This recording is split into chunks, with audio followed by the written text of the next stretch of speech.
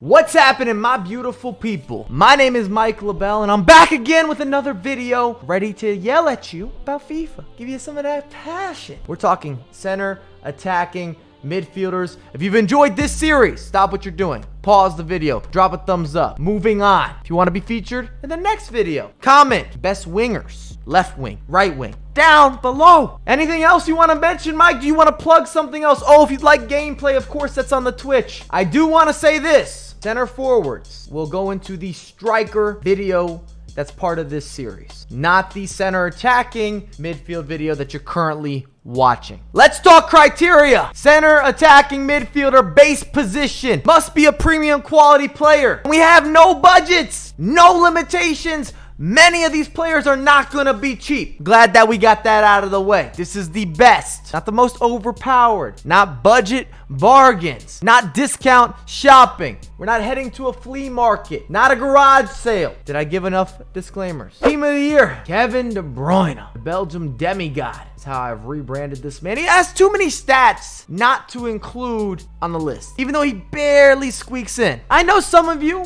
will mention work rates and say high work rates for a center attacking mid. Listen up. More than half of you watching this video have your center attacking midfielders on comeback on defense. You need guys that are hardworking. The same way you need players that have high stamina. This man goes to work early in the morning and he leaves late. So I don't want to hear it because you're not looking for guys that are lurking up top. That's not how you're playing FIFA 20. And if you're making an argument for KDB as a central midfielder, go watch the previous video. Everything will be explained. It'll make logical sense. Would I like him to perhaps be a little more agile? At least for my center attacking mid preference. Sure. But when you have that automatic clockwork 5-star weak foot situation on deck, maybe even on the terrace, on the beach, at the pool, and you're holding the pina colada, you still got the summer vibes. Pozuelo, surprise, surprise. Brothers, sisters, mothers, fathers. This guy, certified. Between Pozuelo, Nani, Opara, Martinez, MLS is back. That's a collective that performs at the highest levels, the highest degree. And I'm experienced. I put in a lot of work with MLS players, and also EMLS happened recently. Congratulations to George Adamu, my partner in crime, my right-hand man, on winning EMLS. I'd almost put Opara in a different category. I'm not even sure he's human. Not at this point, at least. Pozuelo, legit, man of his word. Not fictitious, not phony, not make-believe. This is not a boogeyman, not hearsay. He's official. You watched Candyman, kind of a cult classic, urban legend, Captain Hook, Bees in the Trap. You wanted the royal treatment. You will not be let down. Griezmann, the best Griezmann that we've seen introduced in FIFA 20, birthday edition. He's done too much for me personally, whether we're looking at weekend league play, rivals, friendlies, the draft. How can I not include him? I just wouldn't be being loyal at that point. Equal rights for equal fee. And you can use this to your advantage. Players have made a mental, instinctive connection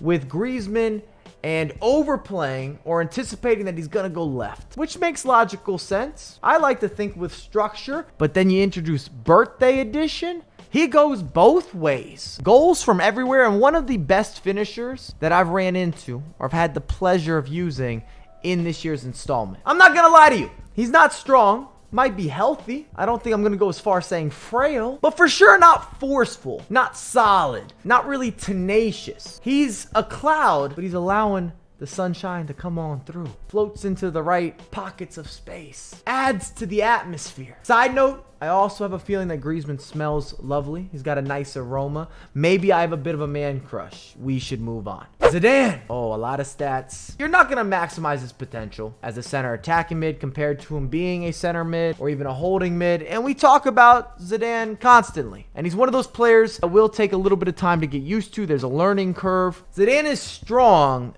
yet still kind of delicate and limber. He's refined, rhythmic. Maybe I'm just a big fan. He's one of my favorite players of all time. I just want to paint the correct picture.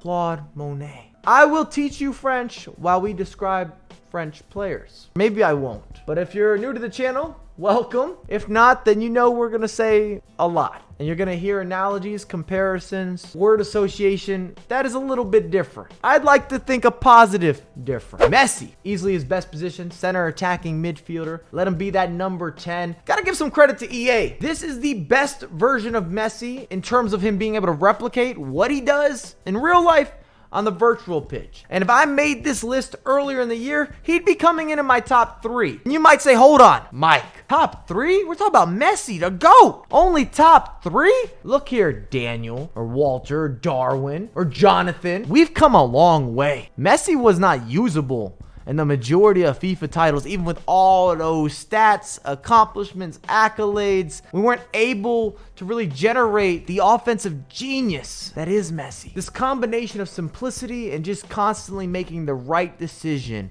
time and time again. Dembele, controversial. New foot item. I have him.